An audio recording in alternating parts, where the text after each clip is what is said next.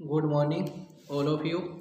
मैं Ghanshyam धूड़िया, Gurugram degree college चक 5 BLM Shri Vijayanagar. स्वागत है आपका आज के इस यूट्यूब क्लास के अंदर।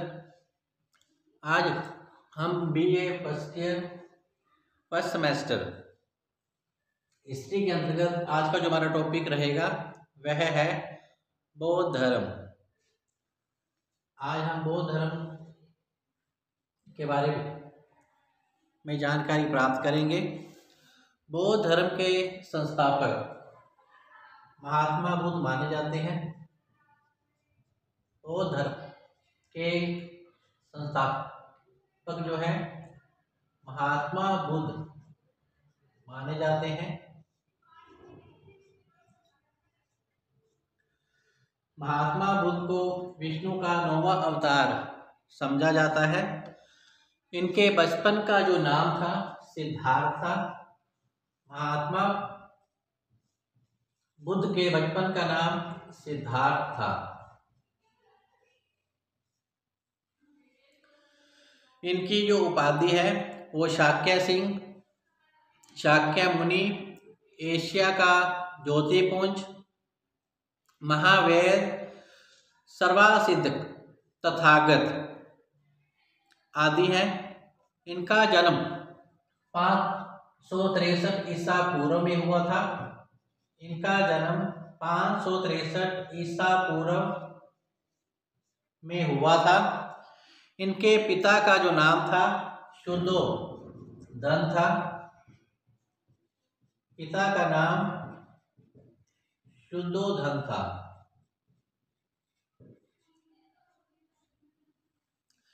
माता का नाम महामाया था। माता का नाम महामाया था। इनकी पत्नी का नाम यशोधरा था।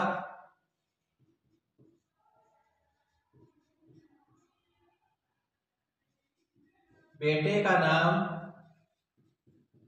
राहुल था।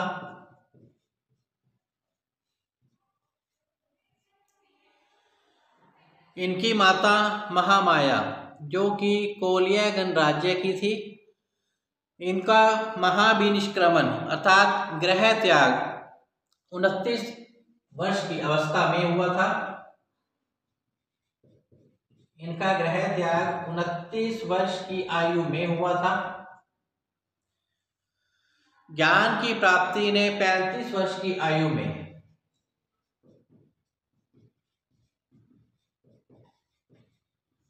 ज्ञान की प्राप्ति ने 35 वर्ष की आयु में हुई थी।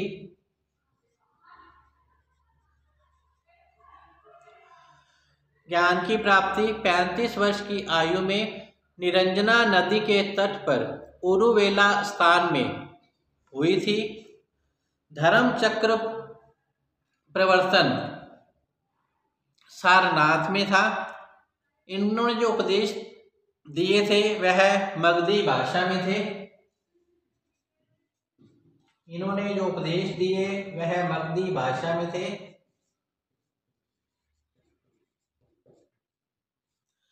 गृह त्याग की घटना को महाविनिष्क्रमण के नाम से जाना जाता है। कुल प्रचार वर्ष जो है इनके 45 हैं। इनकी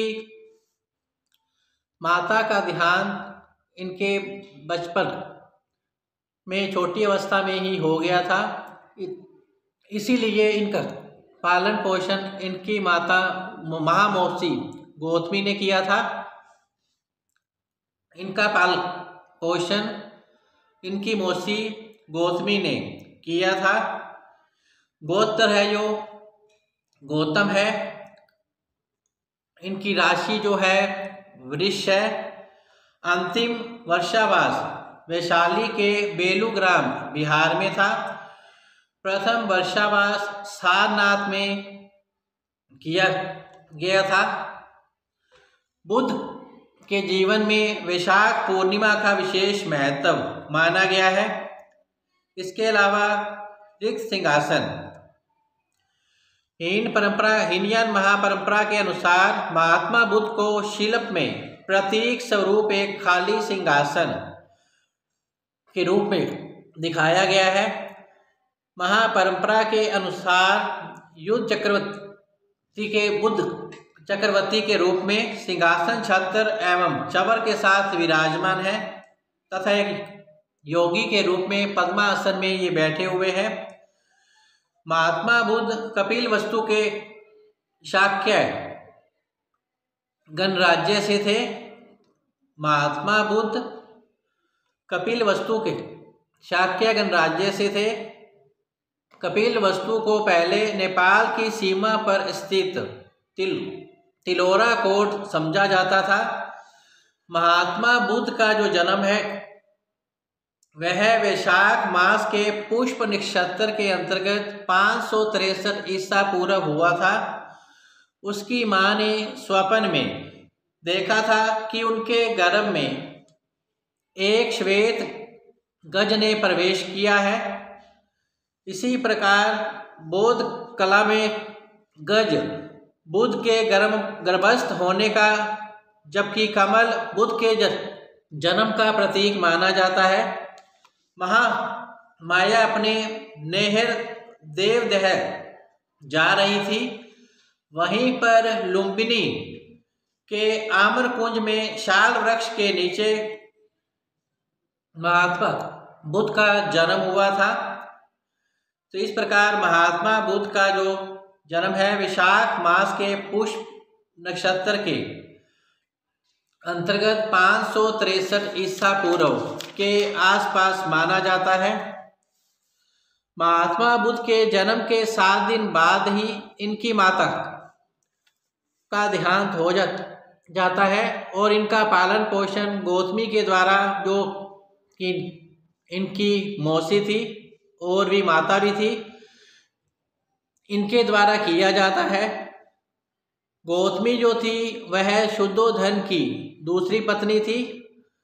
गौतम बुद्ध के समय में ऋषि अतिश, देवल, कौंडिन्य ब्राह्मणों ने भविष्यवाणी की थी कि यदि यह बालक संसारिक समस्याओं से लिप्त हुआ तो चक्रवर्ती सम्राट बनेगा, यदि विरक्त हुआ तो तथागत सम्यक संबुद्ध बनेगा।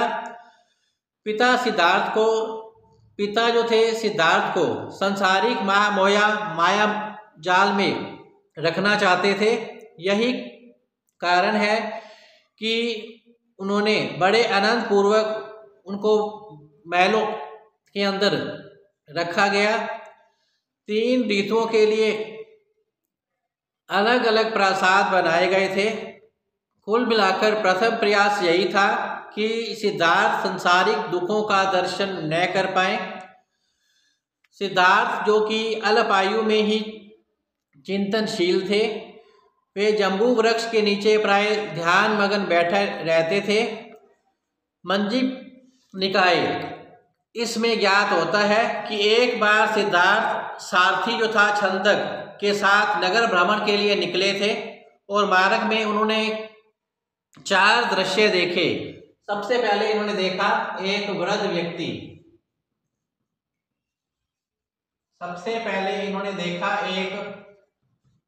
वृद्ध व्यक्ति।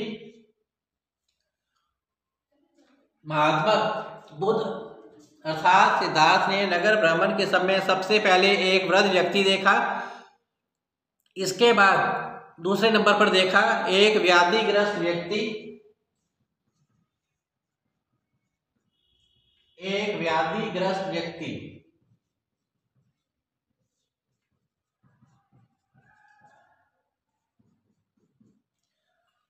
तीसरा देखा एक मृतक का संस्कार।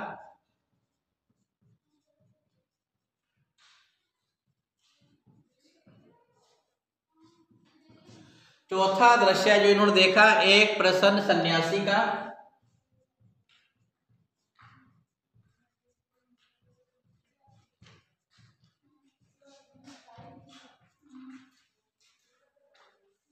सबसे पहले महात्मा बुद्ध ने एक वृद्ध व्यक्ति को देखा और अपने सारथी से पूछा ये कौन है। तो उन्होंने बताया कि महाराज ये व्यक्ति वृद्ध हो चुके हैं इनकी आयु अब अधिक हो चली है।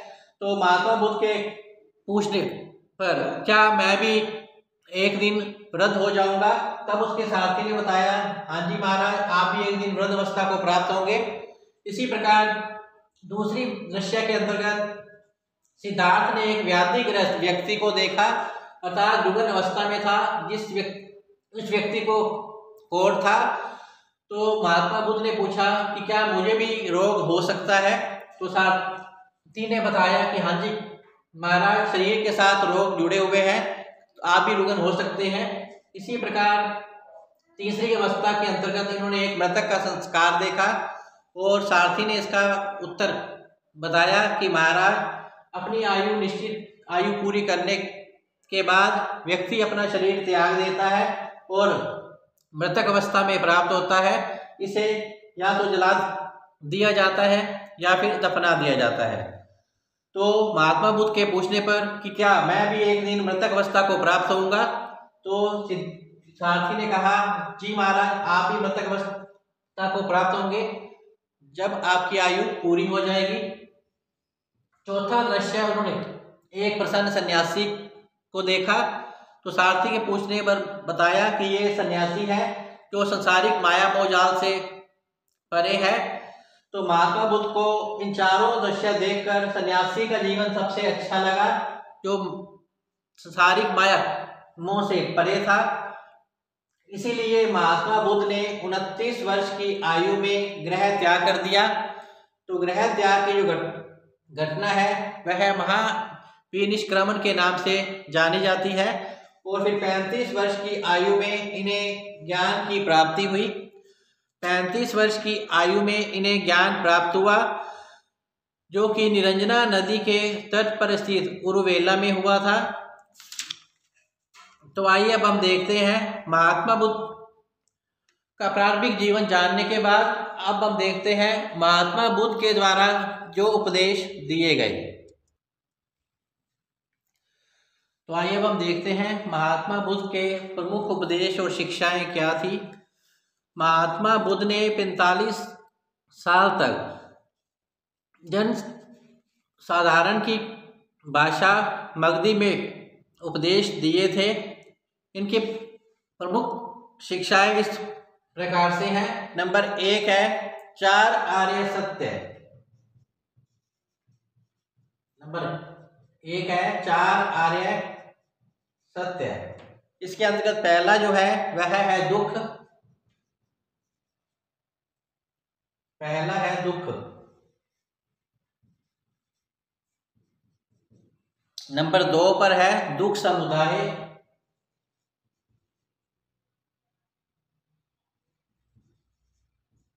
दुख समुदाय। नंबर 3 पर है दुख निरोध।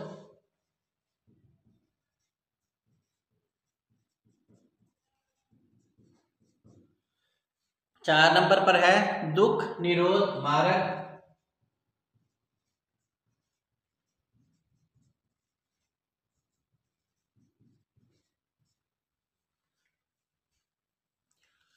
पहला उपदेश 4 आर्य सत्य। पहला है नंबर 1 दुख। महात्मा बुद्ध के अनुसार संसार में सर्वत्र दुख है। महात्मा बुद्ध ने कहा, जन्म भी दुख है, मृत्यु भी दुख है, अप्रिय मिलन और प्रिय वियोग भी दुख है, इच्छित वस्तु की अप्राप्ति और अनिश्चित वस्तु की प्राप्ति ये भी दुख माना जाता है। सभी सामाजिक संबंध एक प्रकार के बंधन माने गए हैं, इसलिए संसार में सर्वत्र दुख व्याप्त है। नंबर 2 है दुख समुदाय, अर्थात इसमें दुखों का मूल कारण क्या है बताया गया है। दुखों का जो मूल कारण है वह तृष्णा को बताया गया है। तृष्णा के कारण और अविद्या और तृष्णा जो है दुखों का मूल कारण है। फिर है दुख निरोध, अर्थात दुख के कारणों को अगर जान लिया जाए तो इसका निवारण किया जा सकता है। दुखों का जो मूल कारण है तृष्णा है। तृष्णा को अगर त्याग देते हैं तो जो दुखों से छुटकारा पाया जा सकता है। इसी प्रकार दुखों से छुटकारा पाने के लिए इसका जो मार्ग बताया गया है वह है अष्टांगिक मार्ग।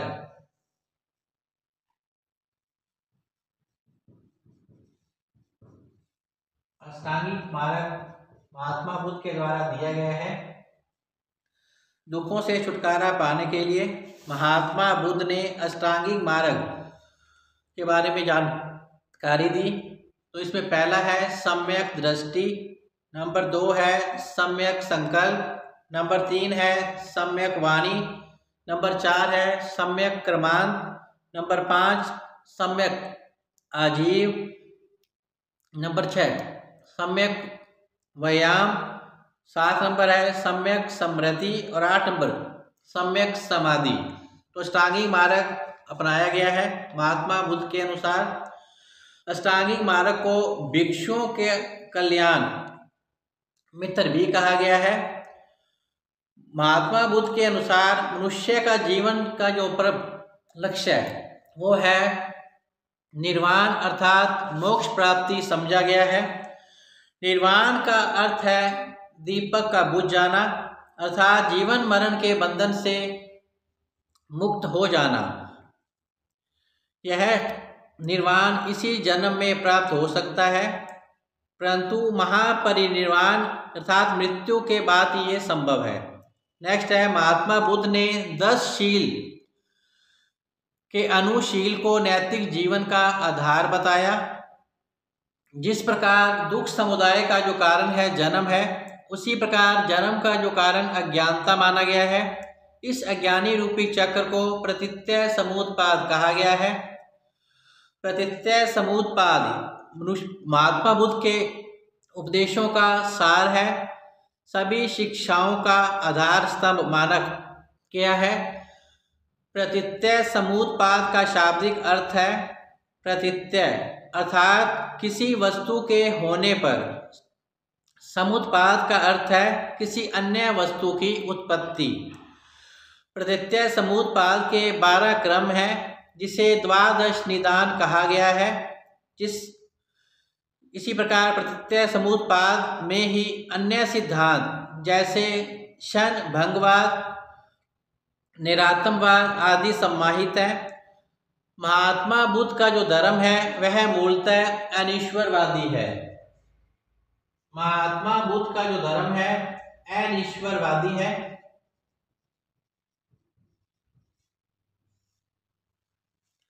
अनिश्वरवादी माना गया है। वास्तव में महात्मा बुद्ध ने ईश्वर के स्थान पर मानव की प्रतिष्ठा को स्थापित किया है। बौद्ध धर्म अनात्मवादी है। बौद्ध धर्म अनात्मवादी है।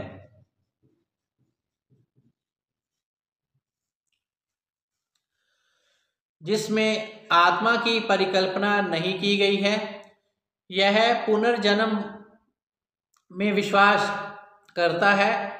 अनात्मवाद को निरात्मवाद भी कहा जाता है। महात्मा बुद्ध ने बौद्ध धर्म ने वर्ण व्यवस्था और जाति प्रथा का विरोध किया। महात्मा बुद्ध ने वर्ण व्यवस्था और जाति व्यवस्था का विरोध किया।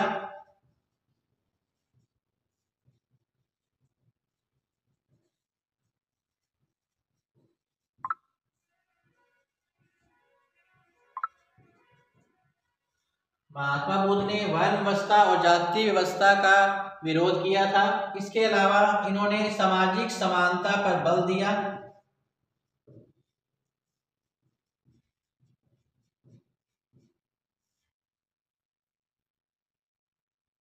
महात्मा बुद्ध जो कि कर्मवाद में विश्वास रखते थे। महात्मा बुद्ध कर्मवाद में विश्वास रखते थे। इसी प्रकार महात्मा बुद्ध वर्ण व्यवस्था और जाति व्यवस्था का विरोधी होने के साथ साथ बौद्ध संघ का दरवाजा हर जातियों के लिए खुला है। स्त्रियों को भी संघ में प्रवेश करने का अधिकार था। इस प्रकार वह स्त्रियों के अधिकारों का भी हिमायती थे। स्त्री स्वतंत्रता पर बल। स्त्रियों की स्वतंत्रता पर इन्होंने बल दिया।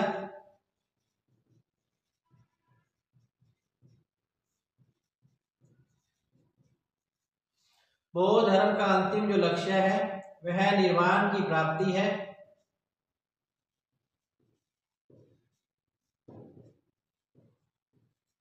निर्वाण अर्थात मोक्ष की प्राप्ति है।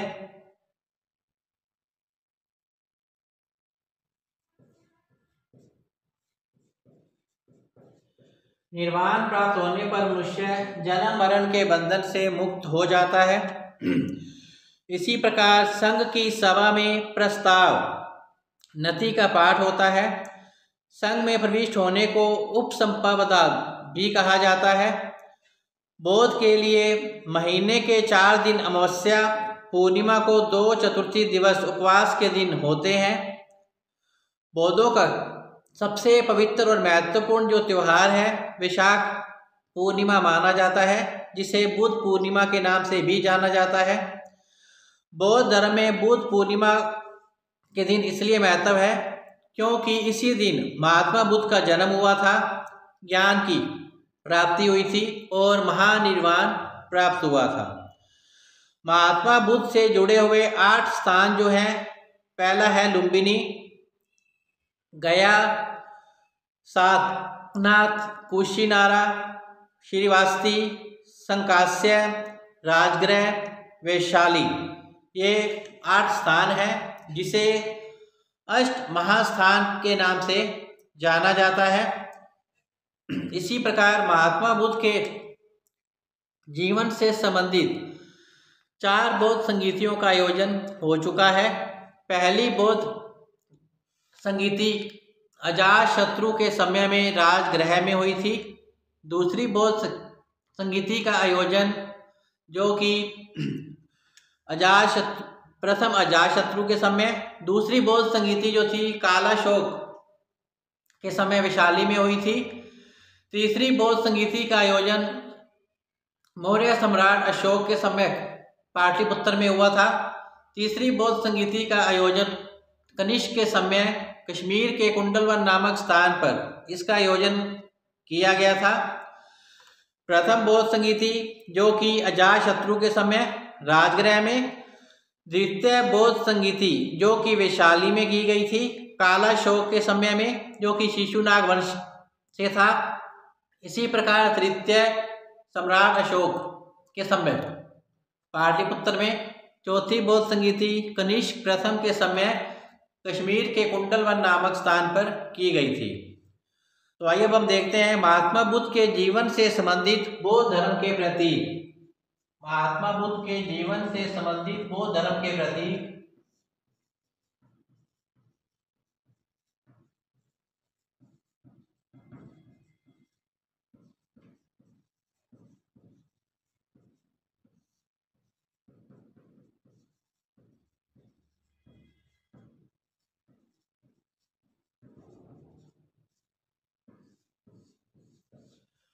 नंबर 1 पर है घटना, फिर इसके साथ करेंगे अपने चिन्ह, घटना और चिन्ह। नंबर 1 पर है जन्म, इसका प्रतीक चिन्ह है कमल व सांड। जन्म का है चिन्ह, प्रतीक चिन्ह कमल है सांड।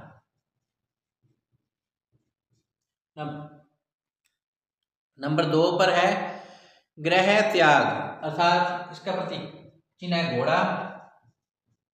गृह त्याग की घटना को महावीर निष्क्रमण के नाम से भी जाना जाता है। गृह त्याग का प्रतीक घोड़ा, जबकि ज्ञान का प्रतीक है पीपल, बोधि वृक्ष। ज्ञान का प्रतीक है पीपल, जिसे बोधि वृक्ष के नाम से जाना जाता है। इसी प्रकार निर्वाण का है पद चिन्ह, निर्वाण का प्रतीक है पद चिन्ह। इस मृत्यु का है प्रतीक इनका स्तूप, मृत्यु का प्रतीक है स्तूप। इस प्रकार महात्मा बुद्ध के अनुसार जीवन का अंतिम लक्ष्य निर्वाण मोक्ष प्राप्त होना चाहिए, जिसको पाकर व्यक्ति जन्म मरण के बंधन से मुक्त